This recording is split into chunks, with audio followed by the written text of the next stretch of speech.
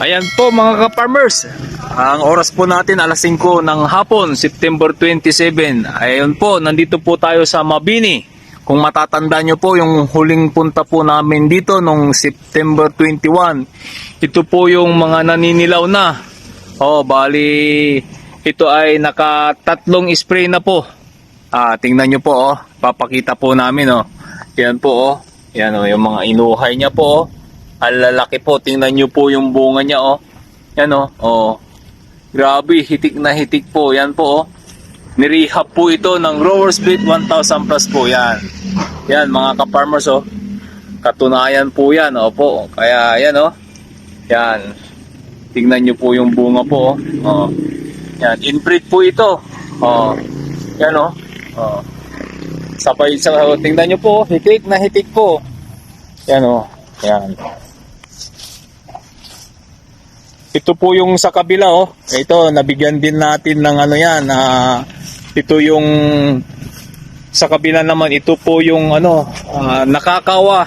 Kung makikita nyo yung video namin dito, mga yun September first week ata. Yan, Ito na siya ngayon, nakahabol po siya. Yan, na-sprayan din po yan ng Growers Beat 1000 plus. Yan, na-rehab din po natin yan. Balikan nyo po yung video namin doon, makikita nyo po kung gaanong itsura ng mga yan. Pero ngayon po, nagkaroon po ng buhay. Itong yung mga natungro po na kanilang pananim. Ito po yung mga naninilaw. Pero ngayon po, tingnan nyo po, yan po yung mga inuhay nyo. Lalaki po. Tingnan nyo po yung bunga niya, Ano pa yan? Mga makakadalawang spray pa yan. Kasi yung doon sa niya, doon sa batok niya po, wala pa pong laman. At saka kung titignan mo po, yan, wala na po tayong problema sa mga insekto po. Wala na pong sisip-sip yung mga dangaw sa ating mga pananim. Kaya ibig sabihin, masaganang ani po ang aanihin nyo po.